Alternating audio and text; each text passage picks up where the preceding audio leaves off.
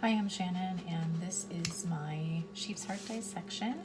I went ahead and kind of did a little cutting already, just to save a little time so that I can kind of whip through here really quick. So here we have the sheep's heart, and this is the apex right here, the point of the heart. And this is going to be the right side of the heart, and this is going to be the left side of the heart. So, right. And left. This is the anterior view of the heart. As we see here, this up here is going to be the right auricle, and this over here will be the left auricle. We'll have the right atrium will be here, the left atrium will be here, the ventricles right and left will be here. This is cardiac muscle here. We have some fat. We also have coronary arteries, you can see those here, and this right here is the interventricular sulcus, the anterior one. When we flip the heart over, we'll look at the posterior. The posterior runs up and down, and this one kind of runs across. The anterior interventricular sulcus goes this way. Okay, so again, right, left. I went ahead and already did the vena cava. This is going to be the superior, and then we will follow it down this way and inferior there. I tried to cut it and cut the heart so that I could kind of try to keep the chordae tendineae in place. I really love the strings of the heart. Again, those are what keep the valves from collapsing on themselves. So I'm going to kind of open it up a little bit. We're still at the anterior view. I'm not sure if you can see in there, but you can see a beautiful bunch of cords in there. And again, those are what keeps the valves from closing in on themselves.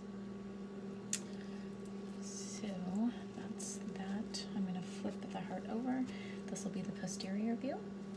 And again, this is the posterior interventricular sulcus. Remember that when we flip it over, we are now looking right side, left side. We have all of these blood vessels up here, and so this is the left auricle, and then this is the right auricle up here. Again, left and right. So on the left side, this little flap here. I'm going to flip it back over, so we'll be looking at the anterior view again. And I think we'll go ahead and look here at the aorta, and it's this big hole right there. Again, this is what pumps the aorta, is where the oxygenated blood leaves to enter the body. So again, the deoxygenated blood is going to come in from the superior and inferior vena cava, and you can see the little hole here, right there, and then it'll go right up here. It's very cool. I love this. And right there.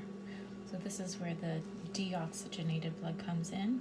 It's going to go into the right atrium, going to pass through the tricuspid. Remember the tricuspid valve, tri before bi, so that will be the valve that is between the right atrium and the right ventricle. I'm going to try to pull this up so that you can kind of see what's happening in here. Again, the chordae tendineae is in here. I might have to cut just a little bit more so that you can see this a little bit better. I don't want to cut the vessels, but you can kind of see here. This entrance here is the right atrium, and again it's going to come through the valve here, and you can see the valve and it's still intact. That valve again is the tricuspid. We're going to go into the right ventricles and pushed out into the lungs to get oxygenated. Okay. Let's see, what else could I point out to you? Just to point out the difference between the right and left side of the heart. The right side, the ventricles on the ventricle on the right side is only pushing the blood into the lungs. The ventricle on the left side is so much larger, and that's why we have that the apex is because that muscle needs to be larger, because the ventricle is going to push the blood out of the heart and into the aorta to oxygenate the rest of the body with the oxygen-rich blood. Okay, so I'm going to try to do this here so you can kind of see again.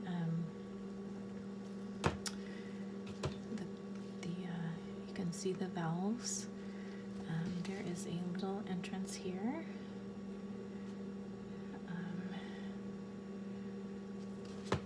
That's so cool. And then up here, you can see where the pulmonary veins are that are bringing the oxygenated blood from the lungs and into the left atrium. And then you can see hopefully you can see the left atrium is this kind of little hole up here. You've got all of this cardiac tissue here that the muscle mass that is that contraction that is able to push all of the oxygenated blood into the body. And this here you can see is the ventricle. This big area here.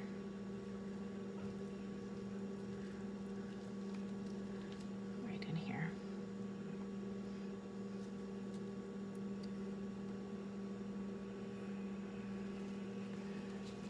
So let me go over this a little bit again.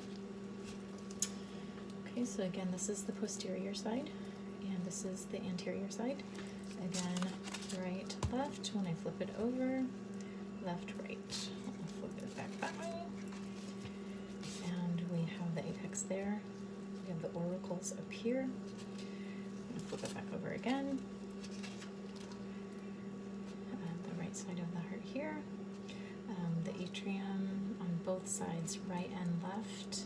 Atriums, ventricles are down here. And again, this area here, that ventricle is very large in order to push the oxygenated blood up into the rest of the body. And I think I covered everything that needed to be looked at. I'm going to try to one more time just show you what some of these valves look like here. I just don't know if we can see them. Okay, so again, we're going to have the tricuspid valve right here. And you can kind of see it a little bit. Cut right there.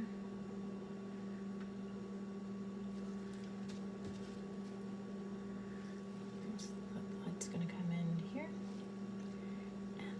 Here into the atrium, and as we see here, there's some valve. The valve is still in place right here.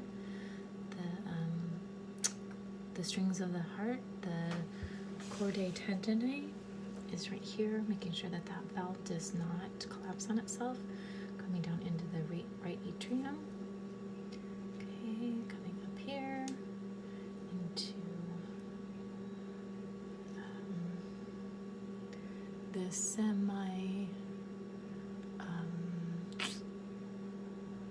I can't remember, that's awful, into the pulmonary semilunar valve, and then we're going to excuse me, the pulmonary, yes, the semilunar valve. And then right here, you can see the next valve because of the strings of the heart still with that valve there. And that valve is going to be the mitral bicuspid. Again, we're going to tricuspid is first, and then the bicuspid is over on the left side of the heart. Okay, so I hope that was helpful. Again, this is the back side of the heart, the posterior, and this is the anterior side of the heart, right side and left side. I hope that was super helpful, and that is it for me.